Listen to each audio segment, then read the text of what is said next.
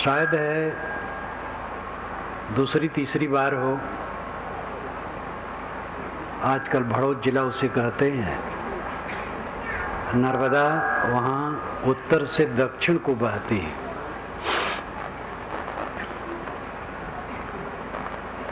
दाएं तरफ शुक्ल तीर्थ है और बाएं तरफ कबीर बड़ा है, यानी तट के पश्चिम तरफ शुक्ल तीर्थ है और तट के पूरब कबीर बड़ है, जो आज खड़ा है एक बहुत विशाल बाग के रूप में।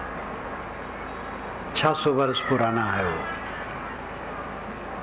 तत्वा और जीवा ये दो ब्राह्मण बंधु वहाँ रहते थे और कबीर साहब के शिष्य थे। एक बार काफी दिन रह करके जब चलने लगे तो उन दोनों ने उनके पैर पकड़ लिए और कहे, साहब आप यहीं रहिए। वो टापू जैसा आज भी है, आश्रम है, मंदिर है और वही कबीर बड़ा है, नदी बहती है। तो यहाँ एकांत है, आपको हम चाहते हैं आप यहीं रहें। तो साहब ने कहा, जो तू चाहे मुझको छाड़ सकल की आश, मुझे ही ऐसा होए रहो सब सुख तेरे पास। अगर तुम मुझे चाहते हो तो सबकी कामना छोड़ दो, और जैसे मैं निष्काम हूं तैसे तुम भी निष्काम हो जाओ। बस सब सुख तेरे पास, सब सुख तुम्हारे पास है। मेरे पैर पकड़ करके क्या काम होगा? साधु के पैर में चक्के लगे रहते हैं, वो चलता रहता है। उन्होंने कहा, महाराज आप बनारस चले जाएंगे, हम यहाँ कैसे हमारा कल्याण होगा? तो साहब ने कहा, जो गुरु बसे बनारसी, शिष्य समुंदर तीर, बिसराए बिसरे नहीं जो गुण हो शरीर। गुरु बनारस में रहते हो और शिष्य समुद्र के पास, समुद्र वहां से निकट है कबीरवड़ से। लेकिन अगर सद्गुरु का उपदेश शिष्य के हृदय में है तो भूलेगा नहीं।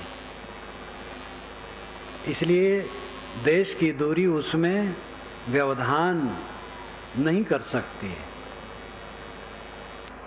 ये साहब का निर्देश आदेशात्मक एक कथन है, जो तू चाहे मुझको छाड़ सकल की आश, मुझे ही ऐसा हुए रहो सब सुख तेरे पास। गुरु कहते हैं, ऐ शिष्य तू मुझे अगर चाहता है तो जैसे मैं निष्काम हूं वैसे तू भी निष्काम हो जा। बस सब सुख तुम्हारे पास है।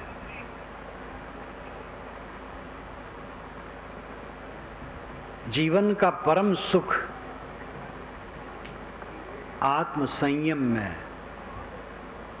और इस पर कम लोग ध्यान देते हैं। साधना पर ध्यान देने की आवश्यकता है।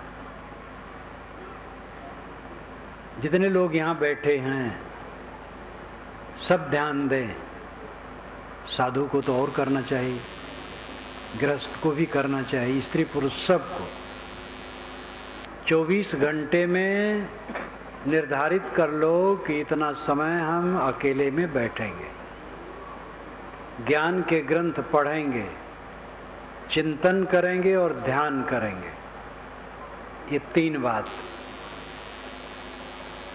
अकेले में बैठना, घर में कुछ ऐसी जगह बनानी चाहिए जो हवा प्रकाशदार हो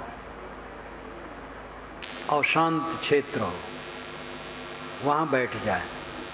जमीन में बैठना चाहिए, जमीन पर चटाई आसन बिछा लेना चाहिए और ज्ञान वैराग भक्ति के ग्रंथ पढ़ना चाहिए। टीवी जब से आया है और विकार बढ़ गया। अध्ययन चिंतन मनन की जगह पर टीवी लोग देखते हैं, खुराफात की बात दिमाग में भर लेते हैं। इस पर संयम की जरूरत है। समय निकालें, 2 बार समय निकालना चाहिए, सुबह शाम। 2 बार न निकले, 1 बार सही। सबकी योग्यता अलग अलग होती है, स्थिति अलग अलग होती है। जवानी में बहुत व्यस्त है आदमी, कम निकाल पाएगा, बुजुर्ग है ज़्यादा निकाल पाएगा। सबको समय निकालना चाहिए। गृहस्थी नहीं, कितने महात्मा हैं जो समय नहीं निकालते हैं। 24 घंटे ऐसे बीत जाते हैं, खाते सोते बात करते काम करते, बस ऐसे समय बीत जाता है। ये बहुत बड़ी असावधानी है। हर इंसान में बल है अपने आप का उद्धार करने के लिए। आपके लिए कोई भोजन बना सकता है, आपके लिए कोई बिस्तर बिछा सकता है, आपके लिए कोई मकान भी बना सकता है, लेकिन आपके लिए कोई भजन नहीं कर सकता है, साधना नहीं कर सकता। वो खुद आपको करना है। दवाई स्वयं खाने से रोग दूर होगा, स्वयं भोजन करने से भूख मिटेगी। इसी प्रकार जो मन की पीड़ा है, इसको दूसरा कोई नहीं मिटा पाएगा। मित्र, सतमित्र, संत, गुरुजन की सही राय से तात्कालिक मन की शांति होती है। कोई उलझन है, उद्वेग है, और सतमित्र हैं और उन्होंने 2-4 बात कही और मन में शांति आ गई। गुरु संत हैं, लेकिन अस्थाई शांति के लिए स्वयं अभ्यास करना पड़ेगा। बात बात में बड़ा अंतर होता है। एक बात सुन करके मन खलबला जाता है और एक बात सुनते ही मन शीतल हो जाता है। इसलिए ध्यान देना चाहिए कि स्वयं किसी के लिए ऐसी बात न करे जो उद्वेगित हो। किसी को उद्वेग पहुंचाने की चेष्टा न करनी चाहिए। और दूसरे ने हमारे लिए किया है तो उद्वेगित ना हो, उसको सह लें। सहने के अलावा कोई चारा नहीं है। सबको सहना पड़ता है। जिसका जितना व्यापक क्षेत्र होता है उसको उतना ज़्यादा सहना पड़ता है। मनुष्यों का संबंध जितना अधिक होगा उतना अधिक सहना पड़ेगा, क्योंकि मनुष्यों में हर प्रकार के लोग होंगे।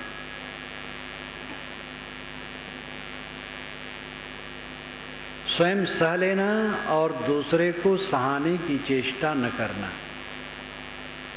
ये अपने अहंकार को मारे बिना नहीं हो सकता है। हमारा घोर शत्रु कौन है? हमारे मन में टिका हुआ अहंकार। और बहुत प्यारा लगता है, कोई मान बढ़ाई दे हमें तो बड़ी खुशी होती है। मान बढ़ाई में फूलना मानो विष ग्रहण करना है।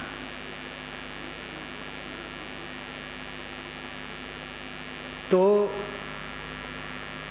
अपने मन के अहंकार को मारें, उद्वेग शून्य हो, दूसरे को उद्वेगित न करें। जो जितना उद्वेग शून्य होगा उतना उद्वेगित नहीं करेगा। जो उद्वेगक है, दूसरे को उद्वेग देता है, इसका मतलब है अंदर में वो असंतुलित है, अशांत है।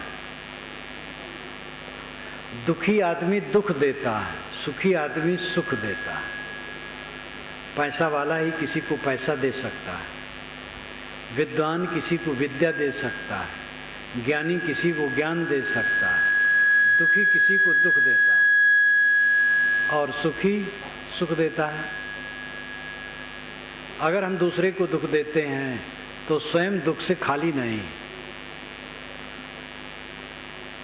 और देंगे तो और वो फलेगा। एक बीज डालने से पौधा होता है धान का, और 3 शाखाएं उसमें निकली, और 3 बालियां आएंगी। एक एक बाली में 100 दाने भी हो तो 300 दाने हो गए। एक दाना में 300 दाने। इसी प्रकार बुराई और भलाई, ये दोनों के फल बढ़ते हैं। बुराई करेंगे उसका फल बढ़ेगा, अच्छाई करेंगे उसका फिर फल बढ़ेगा। अपने को सुधारने के अलावा कोई चारा नहीं है। विवाद चारा नहीं है। विवाद करके समाधान नहीं होता है, सह करके समाधान होता है। फिर निर्णय की जरूरत होती है, निर्णय दिया जाता है। कहीं किसी व्यक्ति का निग्रह भी किया जाता है, दंड भी देना पड़ता है। ये सामाजिक परिस्थिति में ये सब होता है। लेकिन जो रात दिन की बात है, वो अपने मन को ही, अपने अहंकार को ही मारना होता है।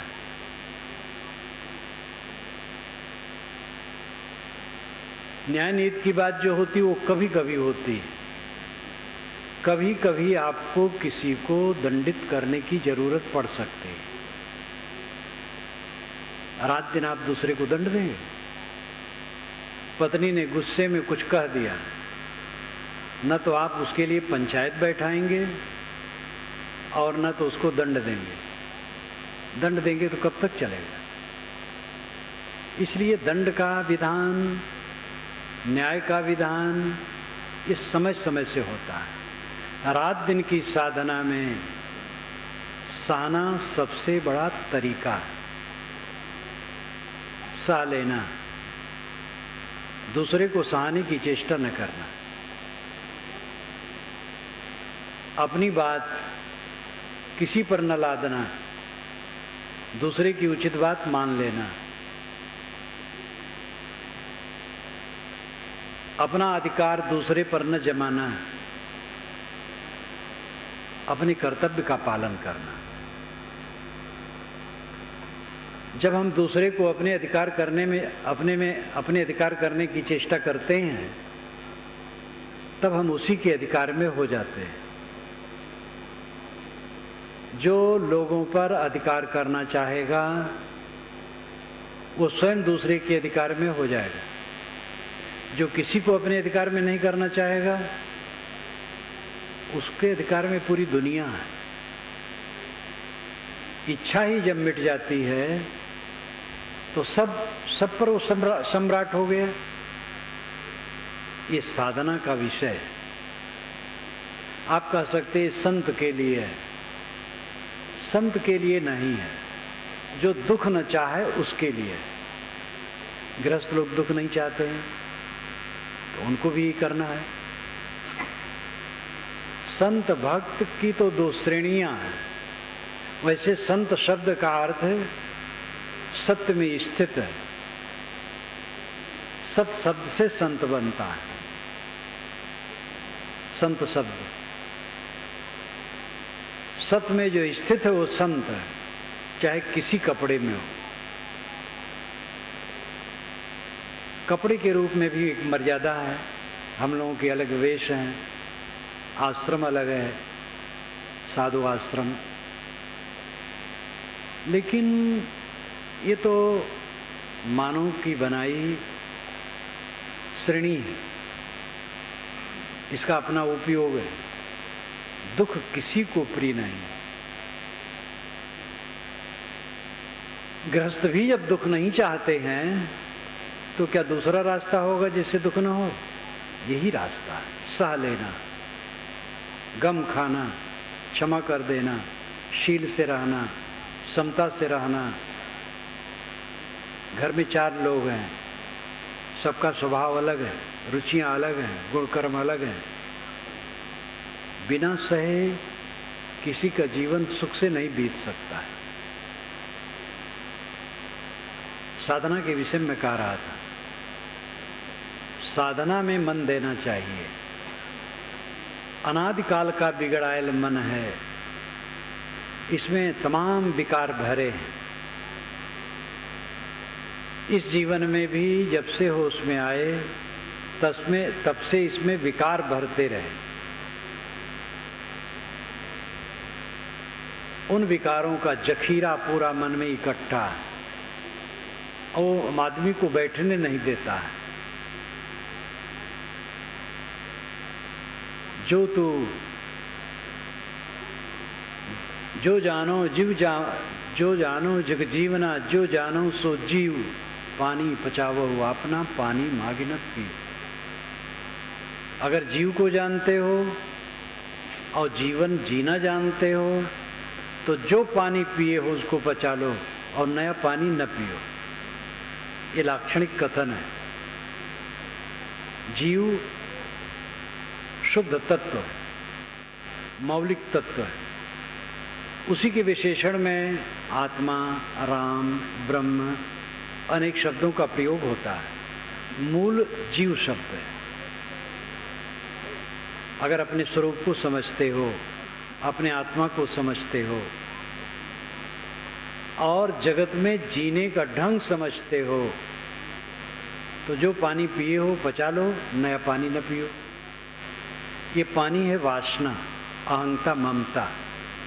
जो अहंता ममता आज तक बनाए हो उसको पचा दो, मार दो और नई अहंता ममता न ग्रहण करो। कुछ अहंता ममता करना पड़ता है, मेरा मानना पड़ता है, तब व्यवहार चलता है। श्री काशी साहब ने अपनी वाणी में जहाँ कहीं लिखा है तो प्रायः लिखा है कि दृढ़ अहंता ममता का त्याग। इसका मतलब हल्की अहंता ममता जो व्यवहार के लिए है वो दूषित नहीं। जैसे मेरा घर है, मेरा परिवार है, साधु भी कहते मेरा आश्रम है, ये हल्की अहंता ममता है। विवेकवान समझता है मेरा नहीं, लेकिन व्यवहार के लिए तो कहना पड़ेगा।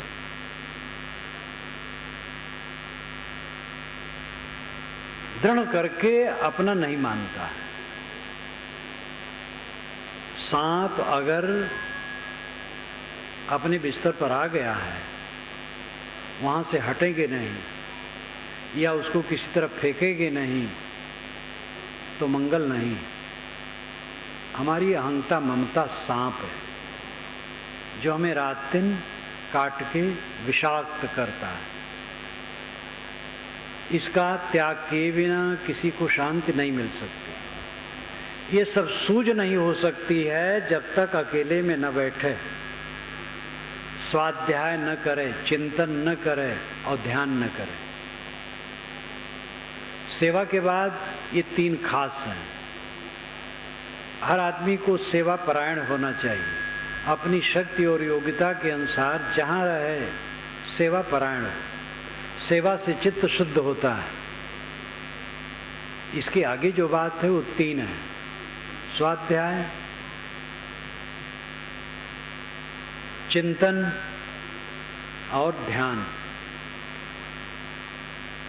स्वाध्याय सदग्रंथों का अध्ययन, चिंतन अपने पर सोचना, मेरे मनोविकार कितने शेष हैं, कितने मिट गए, मिटाने के लिए हम क्या प्रयास कर रहे हैं। अपने पर चिंतन, आत्मचिंतन। आदमी प्रतिक्रिया में जीता है। जब से नींद खुलती है और फिर जब सोते हैं, इस बीच में आप अपना परीक्षण कीजिए तो कितना समय प्रतिक्रिया में जाता है और कितना समय आत्मचिंतन। कितने लोगों का तो पूरा जब तक जागते हैं प्रतिक्रिया में ही जाता है। प्रतिक्रिया, रिएक्शन, अमुक ने कहा तो अब उसको उत्तर दे रहे हैं मन ही मन। अब ऐसा उत्तर देते रहते हैं और कुछ मतलब नहीं। अनुकूल मिला, प्रतिकूल मिला, अनुकूल की भी प्रतिक्रिया होती है, अनुकूल की प्रिय प्रतिक्रिया होती है, प्रतिकूल की अप्रिय प्रतिक्रिया होती है। आदमी का मन कुतर्कों से भरा रहता है, रिएक्शन से भरा रहता है, प्रतिक्रिया से भरा रहता है। प्रतिक्रिया नरक है, चित्त का नरक है प्रतिक्रिया। स्वयं जांच करें, स्वयं सफाई करें। कौन सफाई करेगा? भगवान कृपा कर देंगे, गुरु कृपा कर देंगे, लोग कहा करते हैं। सबकी कृपा, अपनी कृपा अपने ऊपर करना होगा। भगवान जिसे हम कहते हैं वो परोक्ष है, कल्पना का विषय है। सदगुरु जिसे कहते वो सामने हैं, वो उपदेश कर देगा, करना पड़ेगा खुद। अपने अंदर के विकारों के दृष्टा हम खुद हैं, स्वयं ही उन्हें काट करके निकालना पड़ेगा। और इसके लिए जब रोज प्रयास चलेगा तब आपको इसमें रस मिलेगा और देखेंगे चित्त में बहुत अंतर हो गया। जितना पहले कलह करते थे, उद्वेगित होते थे, अशांत होते थे, लालसाओं से भरे होते थे, वो काफी घट गया। मन को राहत मिल गई। करते चलें, विकार कटते जाएं। चिंतन और ध्यान, ध्यान का भी अभ्यास सबको करना चाहिए। ध्यान क्या है नाम की एक छोटी सी पुस्तक है, बुक स्टॉल से आप उसको जरूर लें। 2-3 रुपए की पुस्तक होगी, उसमें सब विधान बताया गया है। रोज ध्यान करें, ध्यान न लगे तो भी ध्यान करें। जिनको अस्थाई बैठने में कठिनता हो, लेटे लेटे करें, करना चाहिए। पहले साधना में कठिनता लगेगी, अभ्यास बढ़ जाने पर सरलता हो जाएगी। स्वाध्याय, चिंतन और ध्यान, ये तीनों प्रक्रिया लेना चाहिए। रोज आप करते जाएं, देखेंगे आपके चित्त में बहुत अंतर हो गया। शांत जीवन का परम सुख है। जीवन भर जो हम कमाते हैं वो रहता नहीं, मिट जाता है। जहां तक जितनी उपलब्धियां कही जाती हैं, सारी उपलब्धियां शून्य हो जाती हैं। और इन्हीं उपलब्धियों के आश्रय में मनोविकार इकट्ठा होता है। प्राणी और पदार्थ का संग्रह, यही तो हम उपलब्धि मानते हैं, और इसमें विकार इकट्ठा होता है। और उसी विकार में हर आदमी का चित्त जलता है। इस पर गंभीरता से सोचना चाहिए। समय भागा जा रहा है, रुकने वाला नहीं, और इसी में शरीर सबका जीर्ण हो जाएगा और एक दिन छूट जाएगा और ये काम वैसे रह जाएगा। समझदार साधक के मन में ये शौक होना चाहिए कि इसी जीवन में मुक्ति का आनंद लें। मुक्ति का आनंद वासना की ग्रंथि का कट जाना है। जब वासना की गांठें कट जाएंगी, सारे विकार क्षीण हो जाएंगे। ऐसी अवस्था में जो चित्त की निर्मल दशा है, वही जीवन मुक्ति का सुख है। जीवन मुक्ति का सुख बहुत भारी भरकम है, इससे गृहस्थों को घबराना नहीं चाहिए। केवल साधु वेशधारी जीवन मुक्त होंगे और गृहस्थ वेशधारी नहीं होंगे, ये बात नहीं। जीवन मुक्ति एक बार मिलती भी नहीं। जितना विकार कटता है उतना मन हल्का बनता है, उतने अंश में जीवन मुक्ति होती है। जीते जीते मुक्ति। 4 वर्ष के पहले जो वासनाएं उद्वेगित करती थी, अब वो नहीं करती उतनी, तो मुक्ति हुई। व्यापारी कुशलवा माना जाता है जो अपने व्यापार का हिसाब किताब रखता है। साधक सही वह माना जाता है जो निरंतर आत्मनिरीक्षण करता है।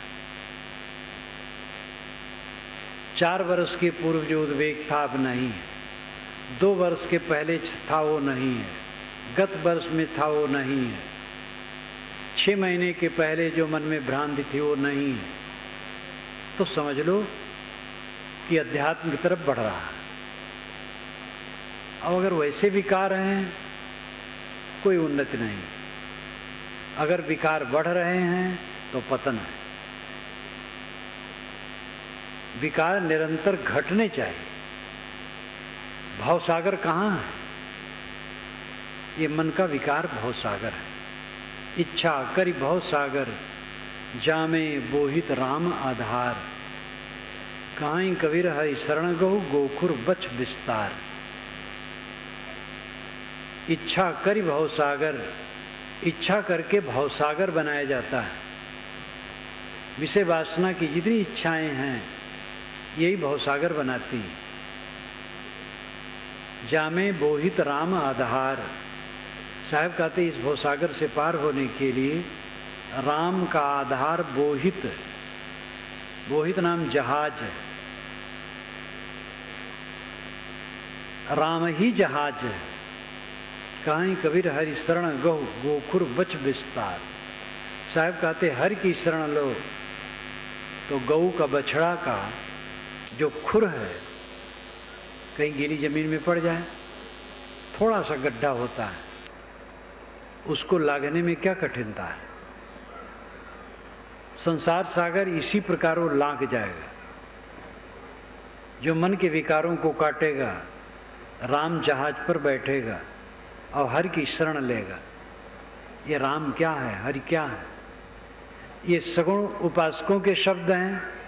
साहब इसको कैसे लेते हैं?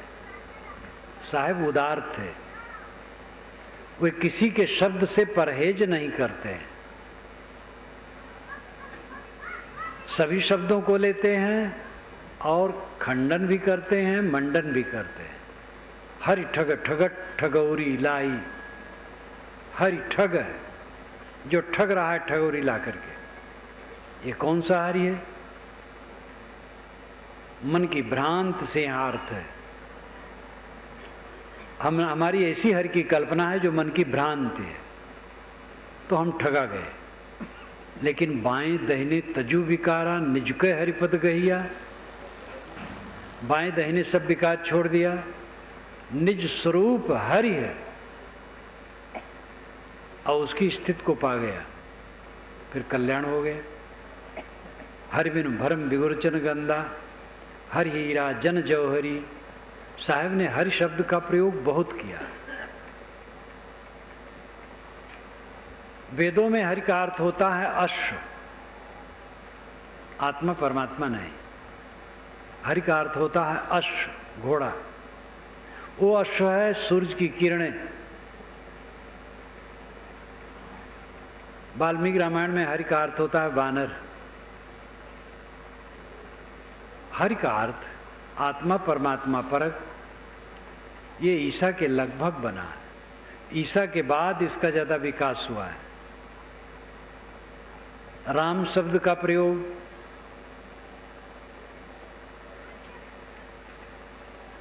और बाद में हुआ है। 8वीं 9वीं शताब्दी से कुछ कुछ राम नाम भजन शुरू हुआ है। 11वीं शताब्दी में बढ़ गया, फिर बढ़ता चला गया। हरि और राम, इन दोनों शब्दों का प्रभाव सदगुरु कबीर पर पड़ा और उन्होंने इसको लिया। यथास्थान खंडन मंडन दोनों है। अगर राम या हरि परोक्ष है तो उसका खंडन साहब करते हैं, और परोक्ष है उसका मंडन करते हैं। परोक्ष का मतलब है कल्पना का विषय। 3 विषय सामने हैं आपके, प्रत्यक्ष, परोक्ष और अपरोक्ष। ध्यान दीजिएगा। प्रत्यक्ष इंद्रियों का विषय है और परोक्ष मन का विषय है, और अपरोक्ष मन और इंद्रियों के विश्राम के बाद होता है। कबीर दर्शन में रहस्यवाद में मैंने इसको लिखा है, पहले अध्याय में। आंख नाक कान जीभ चाम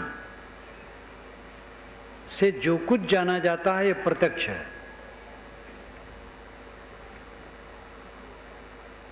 और परोक्ष है जो मन का नक्शा है, मन की अवधारणा है, मन की कल्पना है। और जहाँ इंद्रियां शांत हुई और मन शांत हुआ, दोनों शांत हो गए, तो अपरोक्ष है। स्वयं सत्ता रह गई, आत्म सत्ता। इंद्रिय और मन के झरोखे से हम दुनिया को जानते हैं, रिश्ते हैं और खींचते और बहिर्मुख बने रहते हैं। जब इंद्रिय मन के झरोखे को हम बंद कर देते हैं, तब अपने में लौटते हैं। ये साधना का विषय है। देखते सुनते छूते खाते पीते सोचते थकान नहीं लगी है? थकना चाहिए। बाहर से थके बिना कोई अंदर नहीं लौटेगा। तो कबीर साहब का राम अपरोक्ष परोक्ष नहीं है। कबीर साहब का राम और हरि कल्पना का विषय नहीं है, किंतु वही खुद कल्पक है, स्वयं स्वरूप है। हरि शरण, हरि का आधार, स्वरूप स्थित है। अपने में लौट आना हरि शरण है। हरि कोई व्यक्ति नहीं, विष्णु के लिए हरि कहा गया। ये पीछे, बहुत पीछे कहा गया है। विष्णु वेद में है और उसका अर्थ होता है प्रवेश करना। सूरज की किरणें सब में प्रवेश करती हैं, इसलिए सूरज को विष्णु कहा गया। इदम विष्णुर विचक्रमे त्रेधा निदधे पदम समूढ़ मत्स्य पांसुरे, ये ऋग्वेद का मंत्र है। इदम यहाँ पर विष्णु, विष्णु विचक्रमणे, विचक्रमे चला, त्रेधा तीन प्रकार से, निदधे रखा, पदम पैर। यहाँ विष्णु चला, तीन प्रकार से कदम रखा। समूढ़ मत्स्य पांसुरे, उसके पैर की धूल से, पांस नाम धूल, उसके पैर की धूल से सारा संसार ढक जैसा गया। ये अलंकारों में कहा हुआ है। सूरज विष्णु है और उसकी किरणें उसके कदम हैं। पृथ्वी, अंतरिक्ष और दुलोक में उनका पड़ना तीन कदम है। सूरज की किरणें पृथ्वी में पड़ती हैं, अंतरिक्ष यानी आकाश में पड़ती हैं, दुलोक यानी तारामंडल में पड़ते हैं। यही उसका तीन कदम है। तो सूरज को विष्णु कहा गया क्योंकि उसकी किरणें सब में प्रविष्ट होती हैं।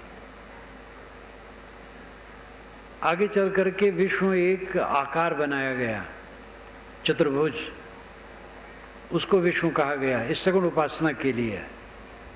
लेकिन असली विष्णु जो उपासनीय है वो घट घट में। विष्णु का अर्थ ही जो प्रवेश करे, सब घटों में प्रविष्ट है, वही विष्णु है। आदि दैविक विष्णु प्रकृति का नियम है। आदि भौतिक विष्णु ये प्राणी जगत है। आध्यात्मिक विष्णु अपना आत्मा है। कल मैंने इसको विस्तार से कहा था कि सत्ता के तीन अंश, तीन भाग, आदि दैविक, आदि भौतिक, आध्यात्मिक। आदि दैविक जड़ प्रकृति क्षेत्र, आदि भौतिक प्राणियों का क्षेत्र, आध्यात्मिक अपने आत्मा का क्षेत्र। जो सब में प्रविष्ट करे वो विष्णु है। जड़ प्रकृति में उसके नियम प्रविष्ट हैं, तो नियम विष्णु है। नियम को पहचानो, नियम से चलो, ये विष्णु की उपासना है। आपका छोटा सा पेट है, कितना खाना चाहिए, ये पेट बताता है। पेट के अपने नियम हैं। जब काम भर का भोजन पेट में चला जाता है तो अंदर से घंटी बज जाती है कि हो गया। लेकिन चोक चटकार के चक्कर में या थोड़ा और खा लें, कौन जाने भूख न लग जाए, असावधानी में और खा ली और विकार पैदा किए। नियम, पेट का नियम बता देता है कि काम भर का हो गया, प्रलोभन में पढ़ करके गलत करते हैं। सब जगह नियम है, उन नियमों को पहचानना और नियम के अनुसार काम करना, ये विष्णु को समझना है। सब घट में जो प्रविष्ट है आत्मा, ये विष्णु है। सबको विष्णु समझना। अपने घट में भी आत्मा प्रविष्ट है, मैं स्वयं हूं, ये स्वयं विष्णु है और यही हरि है। विष धातु से विष्णु शब्द बनता है। विष का अर्थ ही होता है प्रवेश करना। मानस में आता है, प्रविश नगर कीजे सब काजा, हृदय राख कौशलपुर राजा। प्रविश, प्रवेश करके, विष प्रवेश करना। जो घट घट में प्रविष्ट है वो विष्णु है। ये अनुभविक है, वैज्ञानिक है, तथ्यपरक है। कोई विष्णु लोक है, घोर काल्पनिक है। ये आत्मलोक ही विष्णु लोक है। कोई अपने मन को समेट ले और अपने आत्मा में निमग्न हो जाए, विष्णु लोक में पहुंच गए। पहुंचना है ही नहीं है। विष्णु लोक में तो मेरा निवास ही है। आत्मा विष्णु है। अब आत्मा में स्थित हो गया, विष्णु में स्थित हो गया, विष्णु को पा गया। कहां कबीर हरि शरण गो। हरि, विष्णु, राम की शरण का अर्थ है केंद्र में आ जाना। शरण यही तो होता है किसी महापुरुष के पास जाकर के समर्पित हो जाना, यही शरण है। आत्मसमर्पण अंतिम शरण है। तथागत बुद्ध ने कहा अपनी शरण में जाओ। गुरु की शरण में जाओ ठीक, लेकिन गुरु कहता अपनी शरण में जाओ। साहब ने क्या किया? जब उन्होंने कहा तत्व जीवन है कि महाराज आप ही रहिए, तो उन्होंने यही तो कहा, जो तू चाहे मुझको छाड़ सकल की आस, मुझे ऐसा हो रो सब सुख तेरे पास। तो उन्होंने दूसरे शब्दों में कहा तुम अपनी शरण में जाओ। एक केंद्र होता है, दूसरा परिधि। ध्यान दीजिए, केंद्र और परिधि। तेली का कोल्हू, नए बच्चे तो तेली कोल्हू देखे भी ना होंगे। जमाना बदल गया, कोल्हू खत्म हो गया, बैल से तेल पेरना खत्म हो गया, मशीनें हो गई, कोल्हार भी खत्म हो गया। जो बैल से पेरते थे गन्ना, अभी भी कुछ चल रहा है। तेली का बैल चलता है दिन भर, लेकिन केंद्र में नहीं पहुंचता है, परिधि में घूमता है। परिधि चारों तरफ का चक्कर, केंद्र जो बीच का हिस्सा है। जैसे गाड़ी का चक्का है तो धुरी परिधि में है, और वलय जो लोह का पट्टा है वो परिधि में है, और धुरा केंद्र में है। आत्मा केंद्र है और मन परिधि है। जितना हम सोचेंगे परिधि में घूमेंगे, सोचना बंद होगा, केंद्र में आ गए। क्या सोचेंगे? वहां गए, घर द्वार, सड़क, गलियां, राग द्वेष, हानि लाभ, मान सम्मान, विषय वासना, यही सब तो सोचेंगे। इसको न सोचें, दया क्षमाशील विचार सोचें, ये कल्याणकारी है। लेकिन ये भी परिधि ही है। केंद्र में आदमी तब पहुंचता है जब सोचना खत्म हो जाता है। सोचना खत्म होता है, ये विश्वास कीजिए। आप अभ्यास करेंगे तो आपको अनुभव हो जाएगा। साधना की ऐसी अवस्था आएगी कि आप सोचना छोड़ देंगे और शांत हो जाएंगे, कुछ नहीं सोचेंगे, एकदम निरांत शांत, ऐसी अवस्था आएगी। लेकिन इसमें दो चीज की जरूरत है, वैराग की अधिकता और अभ्यास। वैराग शब्द से भी गृहस्थ लोग बिदकते हैं। वैराग एक मन की अवस्था है, कपड़ा नहीं। हम लोगों का कपड़ा वैराग नहीं, ये चिन्ह भर है। वैराग मन की अवस्था है। वैराग का शुद्ध शब्द है विराग, मोह न करना। जितना जो चिंतन मनन करेगा आध्यात्मिक, उतना विराग बढ़ेगा। आखिर चित्त स्थिर क्यों नहीं होता है, एकाग्र नहीं होता है, संयत नहीं होता है, शांत नहीं होता है? क्यों? क्योंकि बाहर लगा है, विषयों में लगा है। विषयों से छूट गया तो हान लाभ में लगा है, मान अपमान में लगा है, अहंकार की धुरी टूटी नहीं, इसलिए मान अपमान में उबल रहा है। जब अपने अहंकार को मारेंगे तब मान अपमान में भी नहीं उबलेंगे। निमित्त तो जीवन भर मिलेंगे। जैसे कोई यहां आकर के मुझे गाली देने लगे और मैं दुखी हो जाऊं, तो दुखी होने में वो गाली देने वाला निमित्त है, लेकिन उपादान, दुख का उपादान मेरे अंदर में है, जो मेरा अज्ञान और अहंकार है। अगर वो खत्म हो जाए, हमारे अंदर का अज्ञान अहंकार खत्म हो जाए, दुख का उपादान, तो निमित्त बेकार हो जाएगा। कोई गाली दे, हम दुखी नहीं होंगे। आप ये भी ध्यान दीजिए, जीवन भर आपको निमित्त मिलते रहेंगे, बच नहीं सकते। गाली पाएंगे, बड़े बड़े पुरुष गाली पाए, जीवन मुक्त पुरुष जीवन भर गरियाए गए हैं। कृतार्थ आत्मा पुरुष को गाली दी गई है, कोई बचा नहीं। इस दुनिया में कोई ऐसा सिर नहीं है जो निंदा से बचा। ये देखना है कि हम निंदित कर्म करते हैं कि नहीं। निंदित कर्म न करें, चिंता न करें, चिंताहीन होकर के जिए।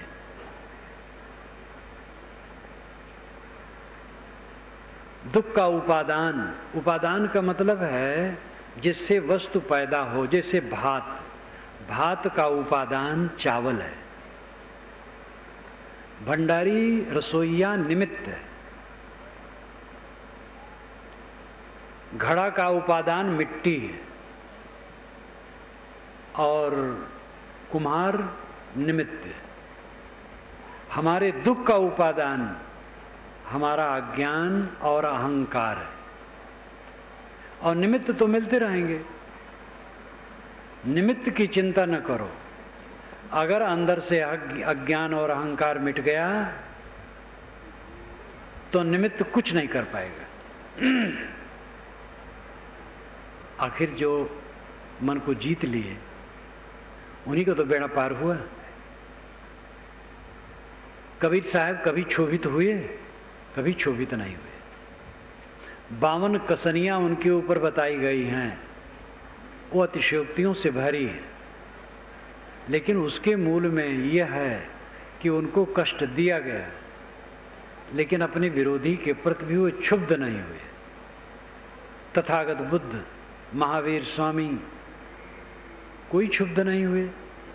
अन्य साधक भी, स्वामी शंकराचार्य ने कहा है, प्रतिकार भावना बिना सह लेना ये तितिक्षा है।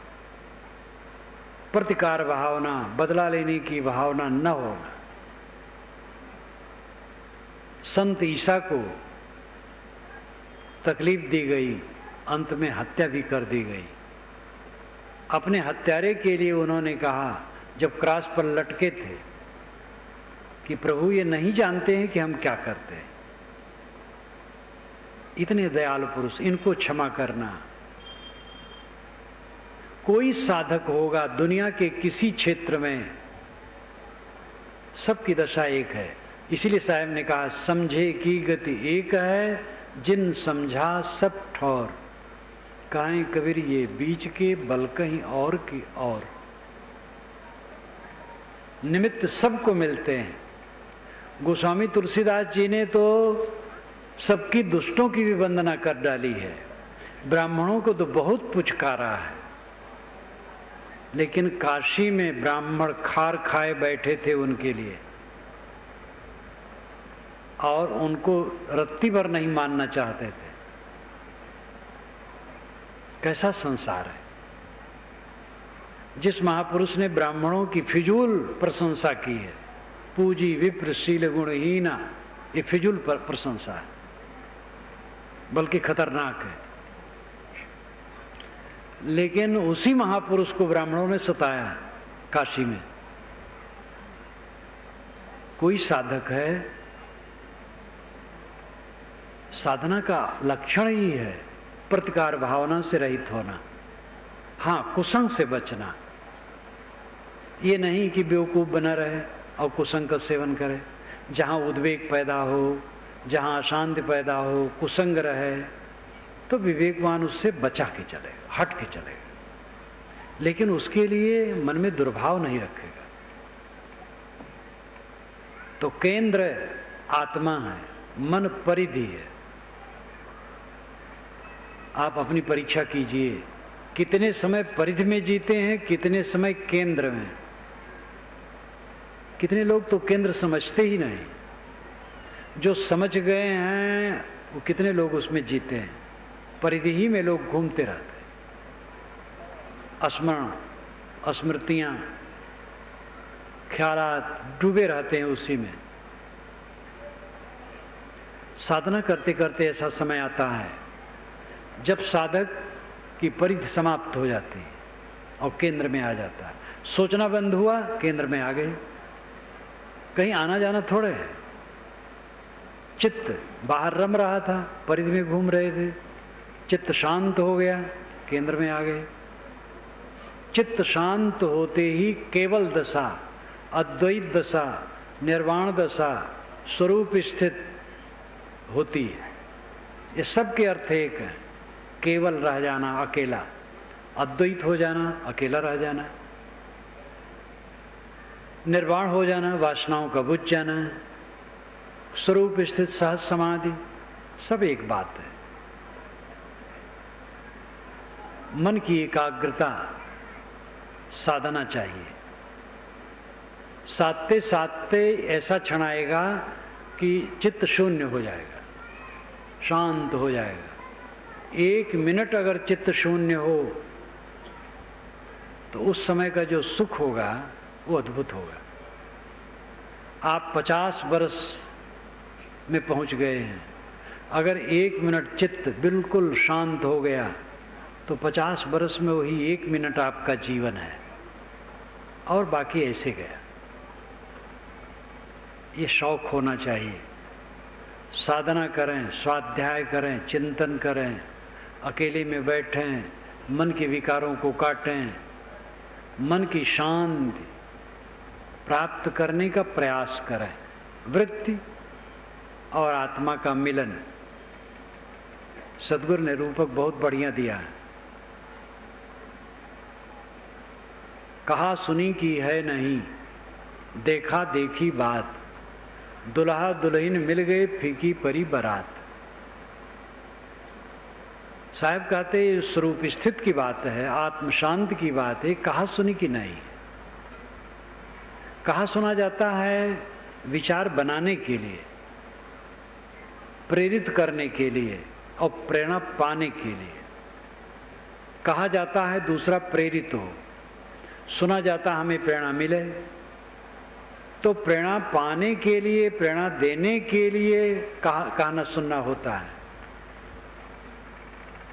प्रेरित हो करके जब साधना में साधक दृढ़ हो जाता है तब वो दशा आती है। कहाँ सुनी की है नहीं, देखा देखी बात।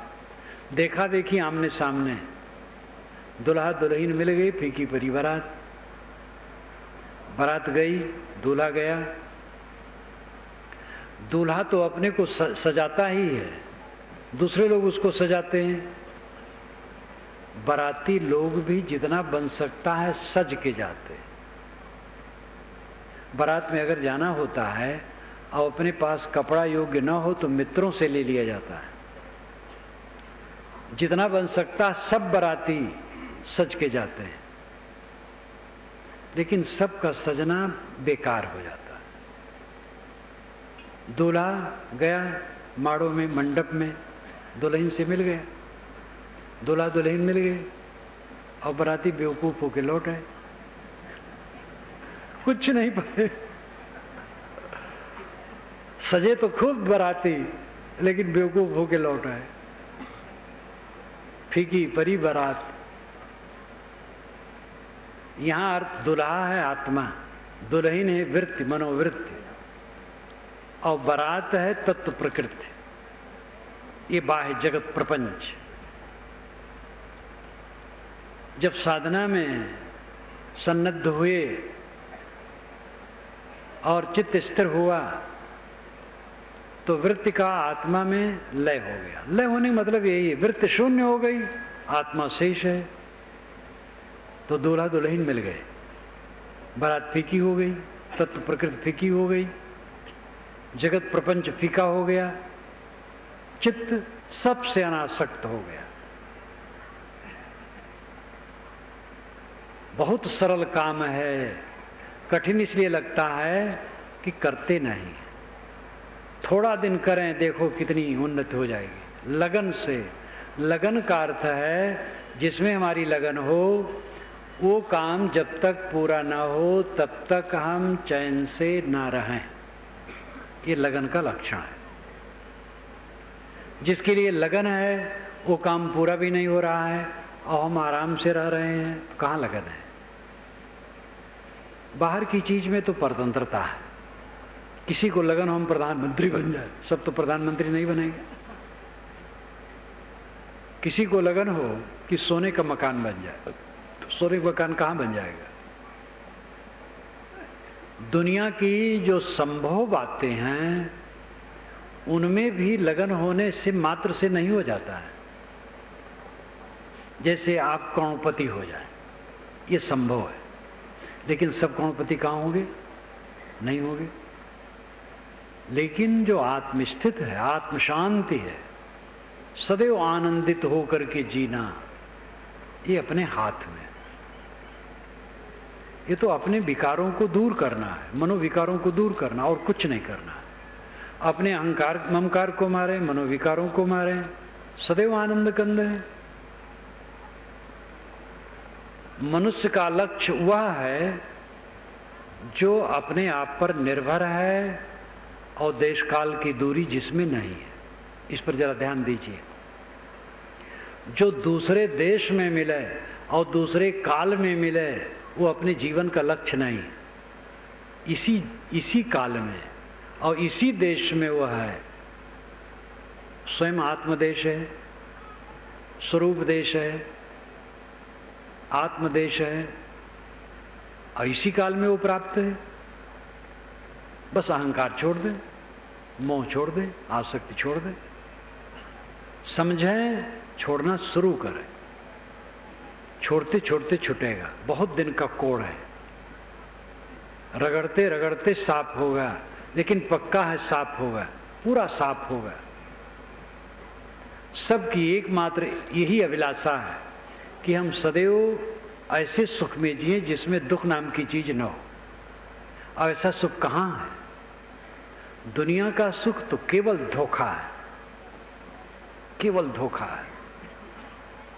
दुख के अलावा उसमें कुछ भी नहीं। वो चाहे वैवाहिक संबंध हो, चाहे गुरुवाई हो। आप कहेंगे ऐसी तुलना क्यों कर रहे हैं? तुलना तो करनी पड़ती है। एक युवक और युवती परस्पर विवाह करते हैं, बहुत भावना रहती, स्वर्ग की भावना रहती।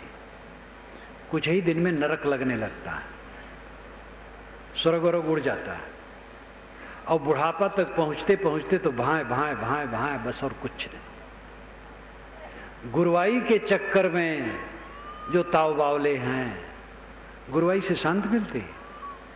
शांति तो मन को निर्मल करने से मिलती है। गुरुवाई के लिए, महंती के लिए मारामारी, राग द्वेष, कलह कल्पना, मुकदमेबाजी, होड़, गुरुआई भी फांसी है। सहज रूप में निष्काम होकर के सेवा करना ठीक है, थोड़े में अंतर होता है। ठाव गुण काजर, ठाव गुण कारिक। योग दर्शन का निर्विकल्प दूसरे ढंग का है, वहां कई कैटेगरियां बांटी गई है, वो उनकी शैली है।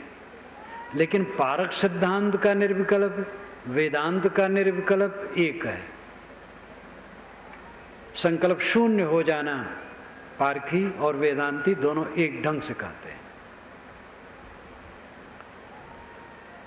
और ऐसा होना सरल है, काम करें, अपनी अपनी योग्यता के अनुसार सब लगें।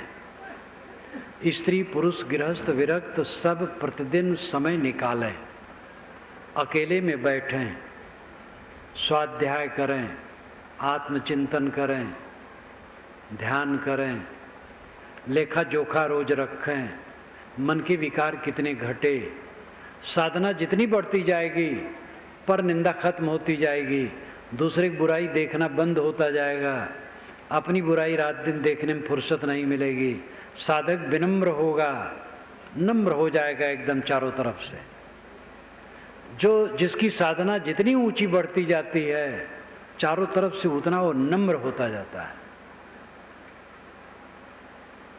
तो दूल्हा दुल्हन मिल गए, फीकी परी बारात, कहा सुनी की है नहीं, देखा देखी बात, ये अंतिम बात है। आप लोगों के सामने मैंने शुरू किया कि भाई जितने सज्जन यहाँ आए हैं, संत आए हैं, स्त्री पुरुष आए हैं, इसका शौक करें, अकेले में रोज बैठने का कुछ समय निकालें, ध्यान चिंतन अध्ययन मनन करें। ऐसा जब करना शुरू करेंगे तब साधना में प्रगति होगी। और उसको छोड़ें ना, करते चलें, देखें चित्त में कितना अंतर आएगा। आपकी कमाई, आपकी उपलब्धि चित्त की निर्मलता। बाहर की जितनी उपलब्धियां होती हैं 16 आने झूठी। ये आश्रम है, यहाँ साधु हैं, बहुत सी पुस्तकें मैंने लिख दी हैं, बड़ा प्रचार है, देश विदेश में है। लेकिन ये सब हमारे लिए कौड़ी कभी नहीं। हमारा मन निर्मल है, शांत है, समाधिस्थ है, तो बस वही हमारा फल है। और अगर कहीं ये बाहर के चक्कर मकर में भटक गया तो गए। मेरी पुस्तकों से हजारों लोग लाभ लेते रहेंगे हजारों वर्षों तक, और मैं घोटाले में पड़ जाऊंगा। इसलिए मेरी उपलब्धि आपकी गृहस्थी जैसी है वैसे मेरी भी है। आपकी गृहस्थी घर द्वार बाल बच्चे, खेतबाड़ी, फैक्ट्री, कारखाना, दफ्तर, दुकानें। हम लोगों की उपलब्धि आश्रम, शिष्य शाखा, भक्त समुदाय, प्रचार प्रसार, कीर्त। आपका भी झूठा है, हमारा भी झूठा है, और दोनों मन फंसाए तो दोनों धोखे में गए। अपनी उपलब्धि है चित्त की निर्मलता, आत्म शांत, आपका परमात्मा, आपका ब्रह्म, आपका राम, आपका अल्लाह खुदा, आपका अस्तित्व है। उसमें लौट आएं, परिधि को छोड़ें, केंद्र में आएं। इसी निवेदन के साथ मैं अपनी वाणी को विराम देता हूँ। बोलिए सद्गुरुदेव की जय।